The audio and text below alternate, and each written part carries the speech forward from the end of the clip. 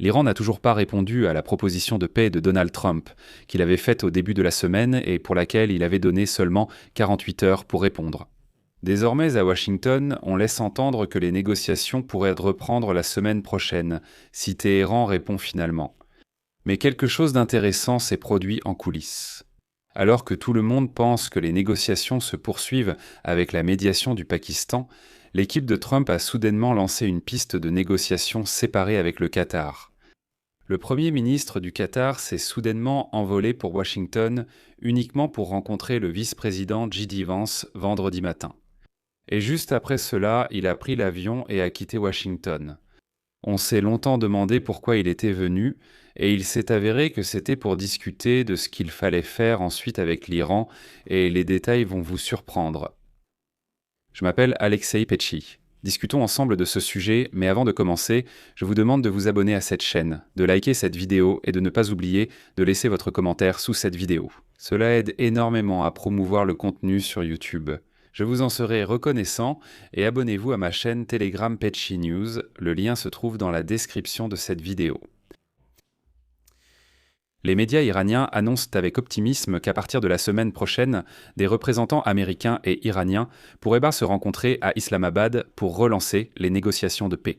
Eh bien, apparemment, les États-Unis et l'Iran travaillent avec des médiateurs à l'élaboration d'un mémorandum d'une page comprenant 14 points qui définira les paramètres des négociations prévues pour un mois et visant à mettre fin à la guerre. Mais le problème, c'est que les 48 heures que Donald Trump avait données à l'Iran sont déjà écoulées depuis longtemps. Cette semaine, on attendait une réponse à son mémorandum, mais il n'y en a pas eu, et Donald Trump a simplement évité le sujet et a cessé de le commenter.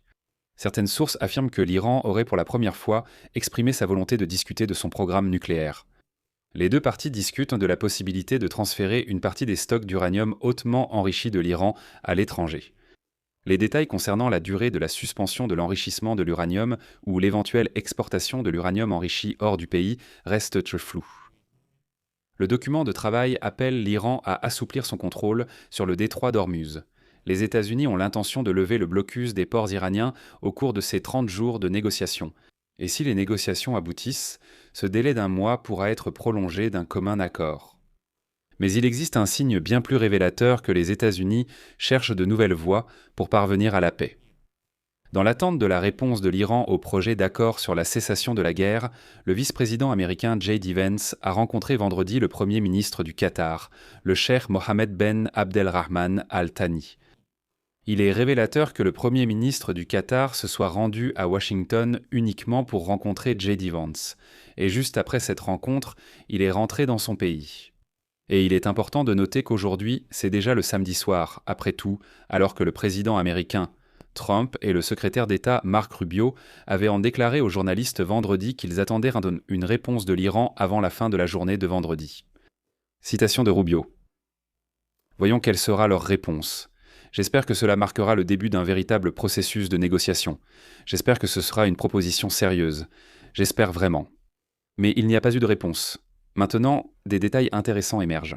Il s'est avéré qu'il y a quelques semaines à peine, les Qataris avaient repris leurs efforts de médiation en coulisses. Les Qataris servent d'un des au moins 3 canaux de communication non officiels entre les États-Unis et l'Iran. Les Qataris exploitent notamment leurs liens avec des généraux influents du corps des gardiens de la révolution islamique, participant à la prise de décision iranienne dans les négociations avec les États-Unis. Il est important que la partie qatari coordonne ses efforts avec les médiateurs pakistanais. Mais il y a aussi un mauvais signe dans cette histoire. Je rappelle que les Qataris ont participé à la médiation lors des négociations entre les États-Unis et l'Iran avant la guerre de juin 2025 et avant le conflit actuel. Le résultat, c'est la reprise de la guerre en 2026. Au cours de la guerre actuelle, l'Iran a de nouveau attaqué le Qatar avec des missiles et des drones. Et selon des responsables américains, le Qatar a abattu des chasseurs iraniens et a riposté par ses propres frappes contre des cibles iraniennes. Et c'est ici qu'Axios apporte une information intéressante. Selon une source régionale, il y a quelque temps, les Qataris ont déclaré aux États-Unis qu'en raison des attaques iraniennes, ils ne continueraient pas à servir de médiateurs. Les États-Unis ont fait pression sur les Qataris pour qu'ils reprennent leurs efforts de médiation. Et selon des sources, le président Trump a même soulevé cette question lors d'une conversation avec l'émir, le cheikh Tamim Al Thani.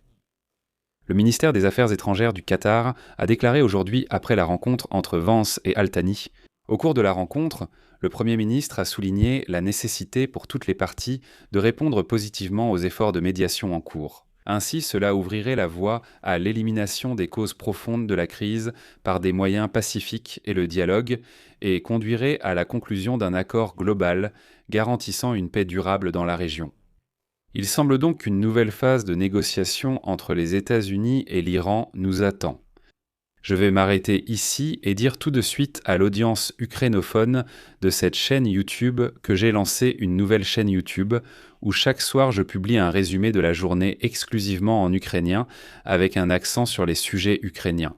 Donc si vous préférez écouter les actualités principalement en ukrainien, je laisserai un lien dans la description de cette vidéo vers la nouvelle chaîne YouTube d'Oleksii Picha et Pitsumki.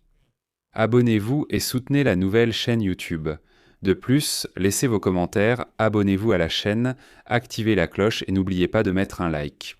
Et si vous souhaitez soutenir le travail de cette chaîne YouTube, vous pouvez le faire avec n'importe quel don, via les liens et les informations de paiement dans la description de cette vidéo ou via le QR code affiché à l'écran. C'est tout pour aujourd'hui. Prenez soin de vous. À bientôt à tous.